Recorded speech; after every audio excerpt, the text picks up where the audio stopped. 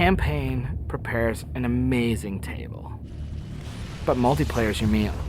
I could eat it every damn day, forever. It's like sitting around on the couch with 7 of your buddies, playing Halo multiplayer, trash talking. 2 men enter, the better man leaves, the lesser man is respawning, and that's Halo.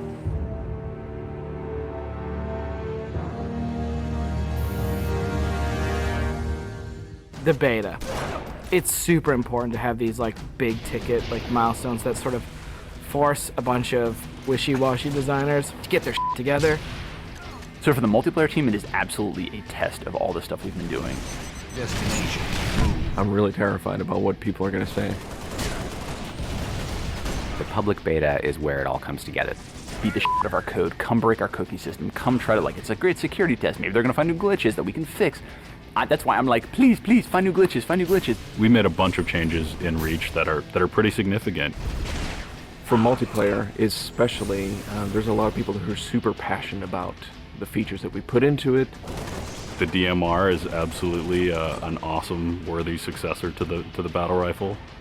You kind of get control over how accurate your shot is going to be. If you're spamming that trigger as fast as you can fire it, it's going to go kind of wild. If you're trying to like hit a guy really, really far away, then you have to slow that down. Everyone's totally destroying with the DMR. It's like everyone's got a Death Star in their hands. I usually go back to the Needler. That's one that always makes me happy. Everyone's always wanted the Needler to be sweet because it's hilarious and fun. Then it gets too sweet, or all of a sudden like something gets fixed, and it's like, oh, tracking's fixed now, and you're like, guys just burst. It's been fun to go back and kind of re-envision some of the old friends. Like the sniper rifle. Like I pick up the sniper rifle and I'm like, this is it. It's totally happening. And I'm about to rain death on the plebeians that I work with. Overkill. And I'm like, yep, it's back. The Covenant focus rifle is awesome because it's like that Sentinel beam from Halo 2, but now it's a sniper weapon. When the pistol started to come back, it was insane. It was so awesome. I'm super excited to see what people do with armor abilities. It totally changes the game. You've got this secret weapon in your back pocket that's your 4th leg of fun. What do you want to be? Like invisible? Do you want to fly? Do you want to turn to stone? With Reach, you've got guys in jetpacks flying around, invisibility guys just showing up. It's kind of a give and take between us and Sage and Josh trying to figure out like what's that perfect balance with all the new stuff. There's a lot of that goes on. They're like, shh, don't tell Sage, he'll nerf it. You're juggling plates, right? You're just sitting there spinning the plates, and occasionally one starts spinning, you're like, ah! And you're like, make Invis more powerful. And everyone's like, no, I'm picking Invis. And you're like, okay, make it less powerful. And then, oh, now everyone like, I mean, that's what Sage and those guys do. It's a fucking huge challenge. We don't ever want to create one super weapon that works in all cases, because that tends to make the game fairly dull. It's really up to the player to decide how do they want to play on a particular map. It's a choice. Double kill. That's, I think, Halo at its best is like making these choices. You start the game, and immediately you get to choose a loadout. You're making a single selection that includes your armor ability and your weapon. We sort of pair those intentionally. It breeds this smarter combat.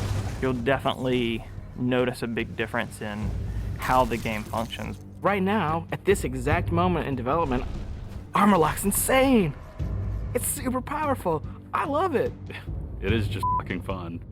There are 2 Slayer maps. There's Powerhouse, which is an asymmetrical map. Lots of indoor-outdoor action. Swordbase is a very vertical map.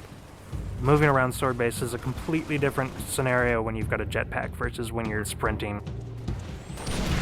This time around, we decided to integrate all of the multiplayer maps within the campaign. Overlook is another Pioneer-style base. We're using it for a game type called Generator Defense. That's also a multiple loadout game type. Your loadouts are actually far more varied than, say, in Slayer. Boneyard is our largest map we've ever done in multiplayer. It's definitely the most complicated multiplayer space we've ever tried, and it's also a new game type. Invasion is this big team battle. We sort of sat down and said, let's try to make an objective game that has elements like Slayer and try to make that more fun. And we wanted a big, huge, lots of guys and all these fictional elements. We've added a couple new objective game types, Headhunter, Stockpile. Headhunter. It's so much fun. Like seeing a dude pick up skulls and then you cap him and seeing skulls fly out of his body and then the mad dash to pick those things up. And there's a lot of tension as you're amassing skulls. It's the risk reward of gathering up a lot and banking all at once, or just doing it one at a time and not being a big target. Headhunter. Stockpile is a team game based on capture the flag. 2 teams each have their collection zone or stockpile. There are multiple flags on the map, and your goal is to grab a flag, take it to your goal. It's a game of capture and defense. We have what we call the party games. We have Race, we have Oddball, we have King of the Hill, but like, Slayer's the thing you keep coming back to. Like, for me, Slayer is the game. Slayer is multiplayer. The arena is a really awesome evolution for people who want to play really hardcore competitive multiplayer.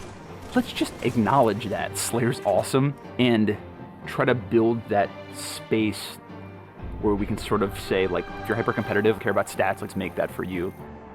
Bam, games, push, rating, push, division. The better you play, you'll eventually be put into a division. The arena divisions are broken up into Onyx, Gold, Silver, and Steel.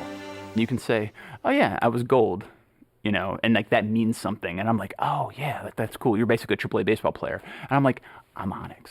Like, you just met fucking Roger Clemens. Our matchmaking system is really good at matching people up based on skill. What it has never been really good at before is saying, well, how much fun will these 2 people have playing together?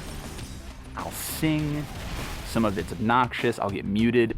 Why can't I tell the system, dude, find me the people who love playing like a team player? Instead of just trying to put 8 people in a game together, we first use the social preferences for finding teammates. And then we can say, find 4 other people who are really good skill match. Without players thinking about it, we hope that it'll lead to better social encounters. Active roster essentially is us bringing the Y menu back from Halo 2. It's a way of saying, friends are online and this is what they're doing, so I can hook up with them with a minimum of fuss. Everything that you see in the game, there's a path to getting. We can make this game about you. I really wanted to make sure that players were able to invest themselves in the Spartans that they create, and then be able to carry that Spartan back and forth between campaign and multiplayer seamlessly without them feeling like it's 2 different experiences.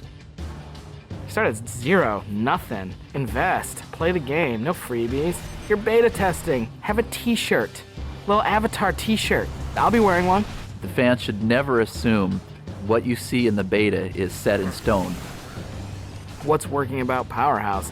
The jetpack is practically crying out for abuse. Is Rocket Spawn open? Is that good? In the end, it's all about the game, and the game is king. There's that magical step in the process, like it stops being software, and all of a sudden it's more like this thing. I'm playing with my friends having a beer. It's awesome.